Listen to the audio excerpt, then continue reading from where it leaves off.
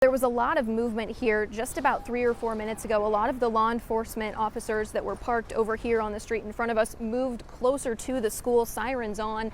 A lot of the officers that were near the school were running towards something. We're trying to figure out why that was and kind of what the hustle was to get to. They have recently announced too that there will be a press conference over at the Civic Center here shortly. So we will be headed that direction. As you can see right now, some of the military style vehicles headed out from the school parking lot. This area is still heavily secured at this time. Lots of law enforcement still on scene. A lot of the community members gathering around here too.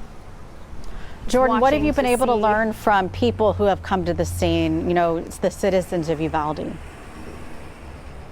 They are very concerned at this point in time. Obviously, this is something you never expect to happen in your community, especially a close-knit community like Uvalde. So they're all paying close attention, trying to get in contact with loved ones, trying to see what's happening. A lot of them are just kind of sitting on the curb over here watching, trying to get a better perspective of what's going on. We've just watched a few different families come out with their young children holding their hands, headed back to their cars after just an unimaginable day. Some of the children were carrying pictures that they had colored while they were inside the Civic Center waiting, and it's been really heartbreaking out here. We saw a group of teachers passing by, their school badges still on, in tears after a day that I'm sure they never expected or hoped would never come. Definitely very emotional out here. We're still gearing up for the press conference. I'll give you a look.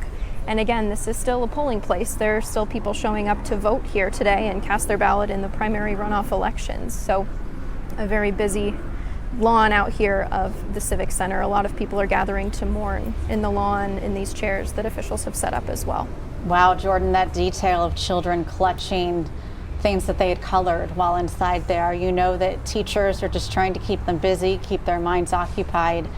And we see a whole group of people walking out of the Civic Center right now.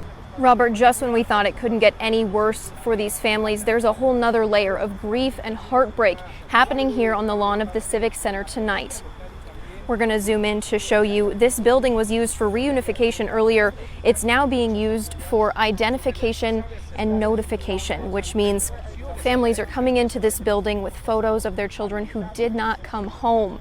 And if the photos are not able to be used, they are being swabbed for DNA to see if they can match up to those children. So the worst fears of these families are being realized tonight. We have heard sobs and wails of people coming out of this building getting unimaginable news that their children did not make it, and they have that confirmation for the first time here tonight. So very emotional out here for all of these families in Uvalde, but especially the parents getting terrible news here tonight. Robert.